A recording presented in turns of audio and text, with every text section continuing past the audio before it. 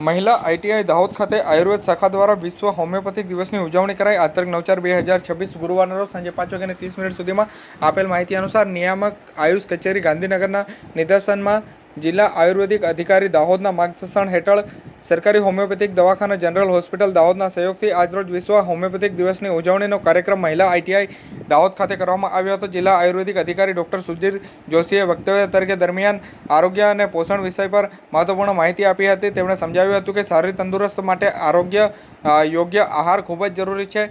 રોજિંદા જીવનમાં દૂધ, દાળ, લીલા શાકભાજી, ફળો અને પ્રોટીનયુક્ત ખોરાક લેવા જોઈએ। જંક ફૂડ અને બહારનું ઓછું લેવું જોઈએ।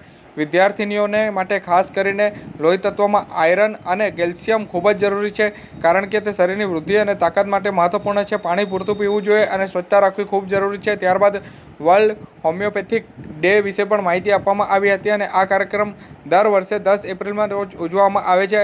આ દિવસ ડૉક્ટર સેમ્યુઅલના જન્મદિવસ તરીકે પણ ઉજવાય છે અને જેમાં હોમિયોપેથિકના સ્થાપક છે અને આ વર્ષની theme homeopathy for sustainable health care થીમનો અર્થ ગુજરાતીમાં સસ્ટેનેબલ ટકાઉ આરોગ્ય માટે હોમિયોપેથી કુદરતી અને સલામત ઉપચાર છે। લાંબા ગાળે શરીરને હાનિ કર્યા વગર સારવાર આપે છે અને ઓછા ખર્ચે સરળતાથી ઉપલબ્ધ છે, તેમજ પર્યાવરણ માટે પણ અનુકૂળ છે। આ બાબતે જિલ્લા આયુર્વેદ અધિકારી ડૉક્ટર સુધીર જોશી દ્વારા વિસ્તૃત સમજણ પણ આપવામાં આવી હતી।